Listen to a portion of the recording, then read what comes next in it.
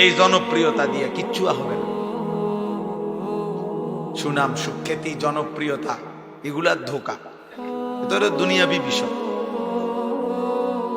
দুনিয়ায় যারা ক্ষমতায় যাইতে চায়, পদ পদবি, কর্তৃত্ব, নেতৃত্ব করতে চায়, ওনাদের জন্য জনপ্রিয়তার দরকার। ওনারা ভাবে যে জনপ্রিয়তা যত বাড়বে ভোট তত বাড়বে, কিন্তু আখিরাতের বিবেচনায় জনপ্রিয়তার কোনো 2 পয়সার কোনো ভ্যালু নেই। আমারে যদি 1 কোটি মানুষ চিনে, আমার কবর রাজা মাফত, তো আমি এটা কিনব?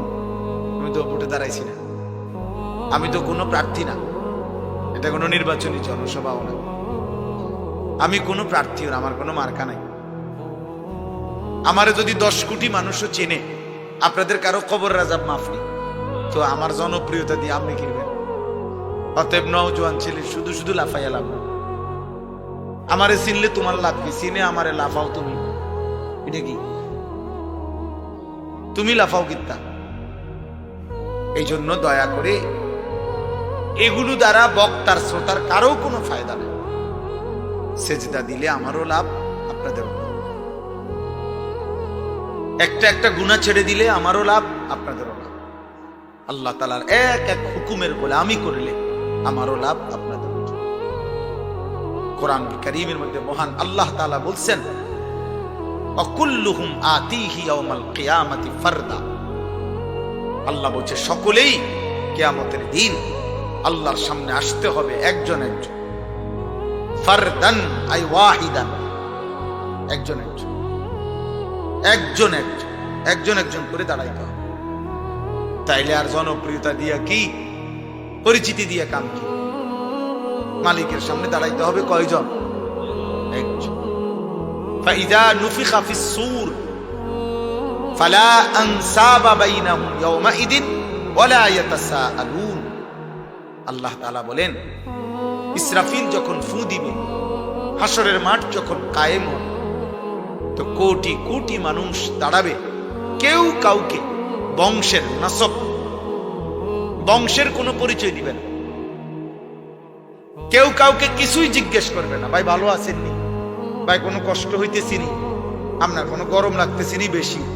এই সমস্ত কথাও জিজ্ঞেস করবে। কেউ কাউকে কোনো বংশের পরিচয়ও দিবে না।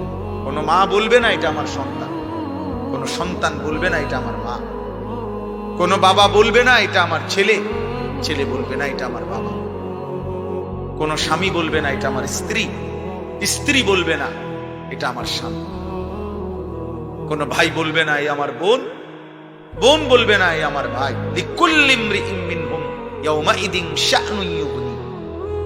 আল্লাহ তাআলা বলেন, প্রত্যেকেই সেদিন শুধুই কেবল নিজেকে নিয়ে ব্যস্ত হবে। দোস্ত আমার, বন্ধু আমার, ভাই আমার, নওজোয়ান সাথী আমার, বয়স্ক বাপ আমার, আমি আপনি সবার বোঝা উচিত, সবার বোঝা উচিত, সবার বোঝা উচিত। সুখের রাতও ভোর হয়, দুঃখের রাতও ভোর হয়। দুনিয়া চলেই যায়, পার হয়েই যায়। কারো রাতই বাকি থাকে না, কারো দিনই বাকি থাকে না। সুখেরও সমাপ্তি হয়, দুঃখেরও সমাপ্তি হয়। বাসর রাতও ভোর হয়, ফাঁসির রাতও ভোর হয়।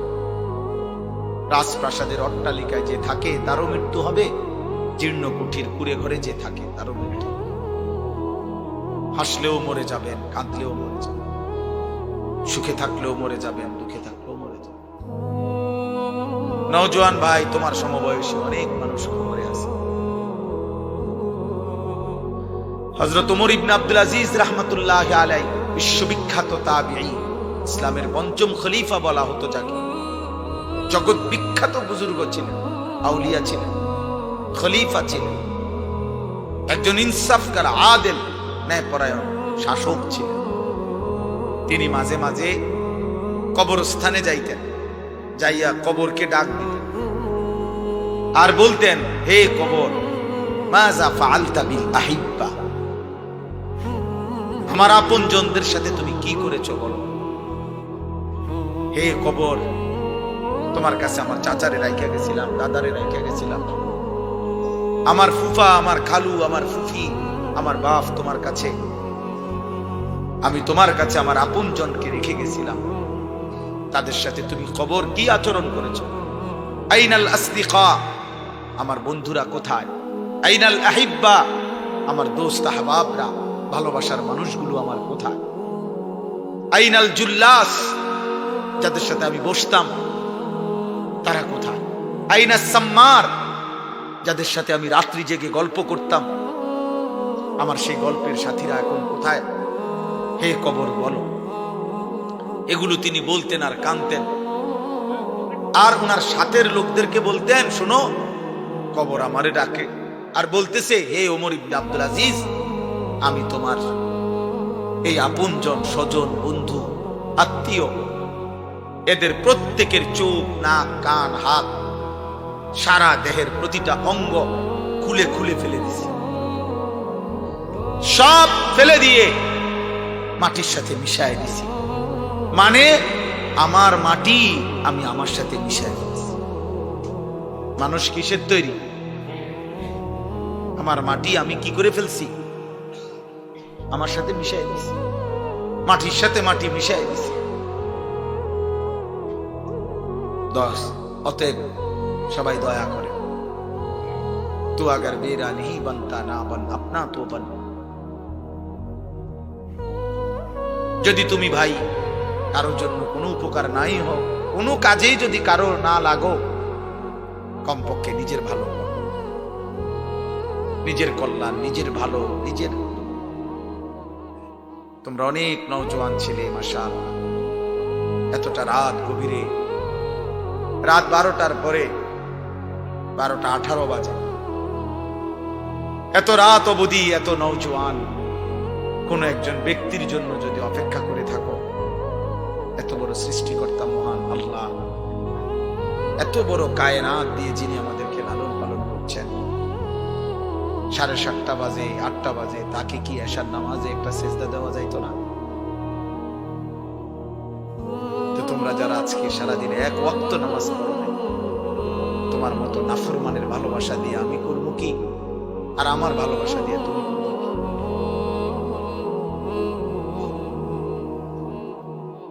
তোমার মতো অকৃতজ্ঞের ভালোবাসা দিয়ে আমি কি করবো? তুমি আমার লগে ছবি উঠাইলে কি, আমি তোমার লগে ছবি উঠাইলে কি, কার কি ফায়দা? কার কি ফায়দা? এত বড় মহান আল্লাহ তার সেজদা যে দিল না, আলাম নাজআলিল আরদা মিহাদা ওয়াল জিবালা আওতাদা ওয়া খালাকনাকুম আজওয়াজা। আল্লাহ বলে, বান্দা আমি কি এই জমিন তোমাদের জন্য বিছাই দেই নাই? আমি কি তোমাদের জন্য পাহাড়গুলোকে পেরেকের মতো বসাই দেই নাই? আমি কি তোমাদেরকে জোড়ায় জোড়ায় নারী পুরুষে সৃষ্টি করি নাই?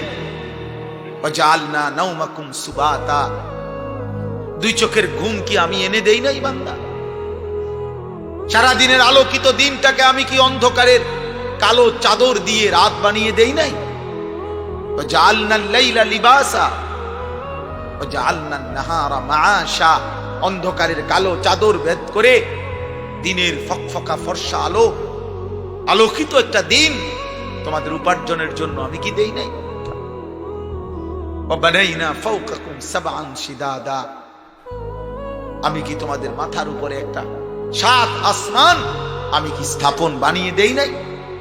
এত কিছুর বিনিময়ে, এত বড় আসমান, এত বড় জমিন, এত পাহাড়, এত নক্ষত্র, এত সূর্য, চন্দ্র, গ্রহ, আলো, বাতাস, রোদ, বৃষ্টি,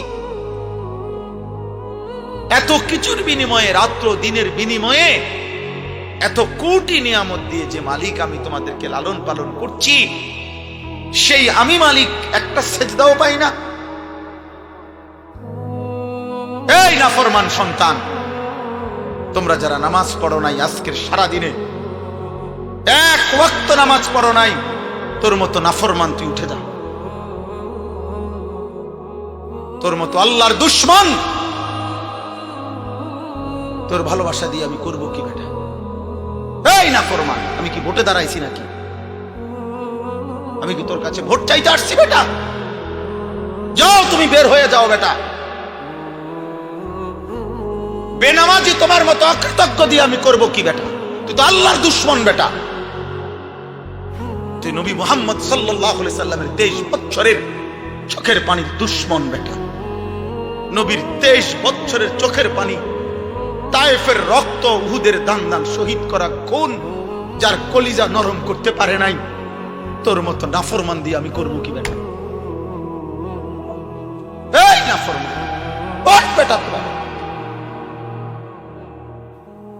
লক্ষ লক্ষ যুবকের ভালোবাসা দিয়ে আমি করব কি বেনামাজি? ওঠো, এখন চলে যাও, যাও বাবা, উঠে যাও। এমন মালিককে কেমনে সেজদা না দিয়া পারলে? এমন মেহেরবান মালিককে কেমনে সেজদা না দিয়া? মুসলমানের ঘরে কেমনে ঘুমায় বাবা? এমন মালিক কেমনে ছিলাম?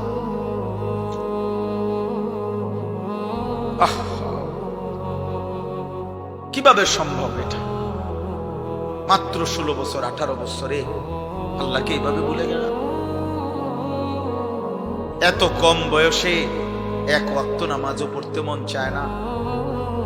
এইভাবে নাফরমান তুমি যদি আরো 30 বছর চলো তো তুমি দাজ্জাল হয়ে যাবে। তুমি তো দাজ্জাল হয়ে যাবে, দাজ্জাল। তুমি তো দাজ্জাল হয়ে যাবে।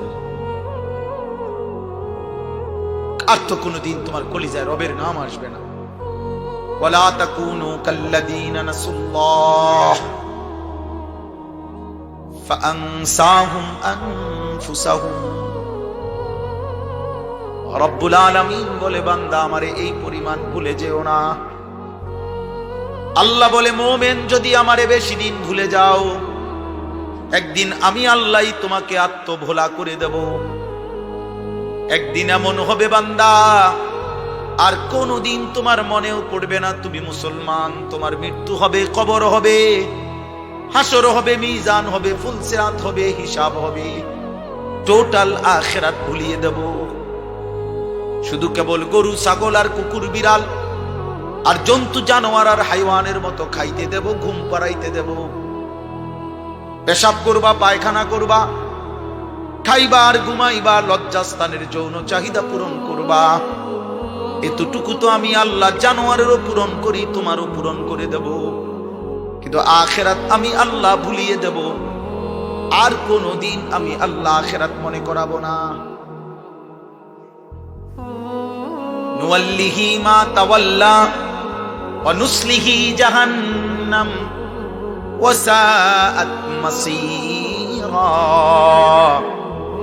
আল্লাহ বলে, আমার বন্ধুর বিরোধিতা যদি করতে থাকো, আমার মুমিন মুত্তাকি বান্দারা যে পথে চলে তার উল্টো পথে যদি চলতেই থাকো, আমিও যদি আল্লাহ সিদ্ধান্ত নিয়ে ফেলি বান্দা, তাইলে আমি আর কোনোদিন তোমাকে সোজা পথে ফিরিয়ে আনবো না, উল্টো পথেই চালাবো।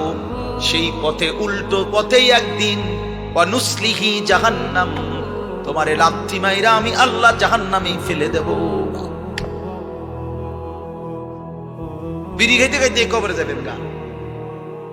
হ্যাঁ, সুদের টাকা গুনতে গুনতে কবরে চলে যাবে। আর কোনোদিন মনেও পড়বে না এটা হারাম।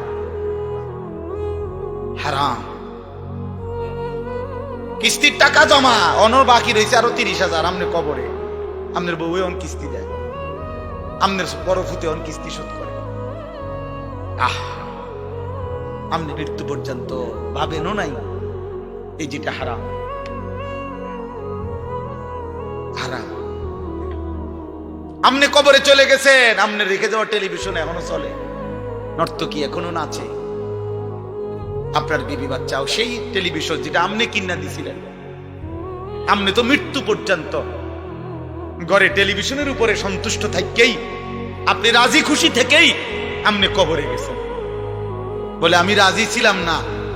আপনি রাজি ছিলেন না, তাহলে আপনার বিবি বাচ্চা বছরের পর বছর নর্তকী দেখলো কেমনে? বিদ্যুৎ বিল দেয় কার টাকায়, ডিশের বিল দেয় কার টাকায়?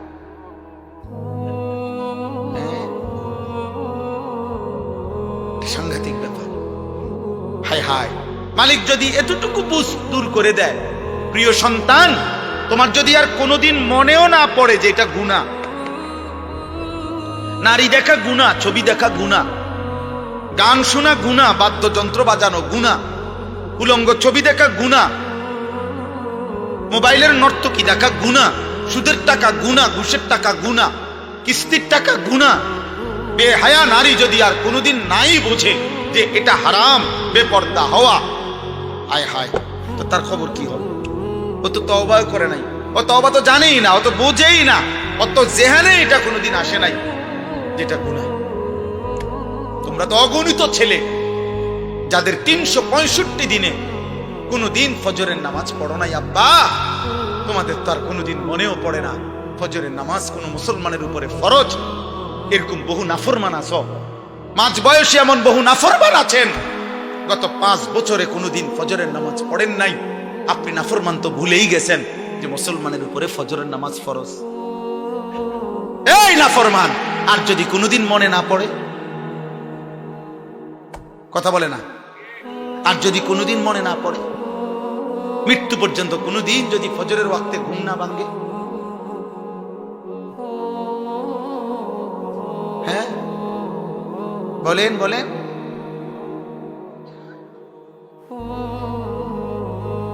আমি যে আয়াত পড়ছি ওই আয়াতের তাফসীরে আছে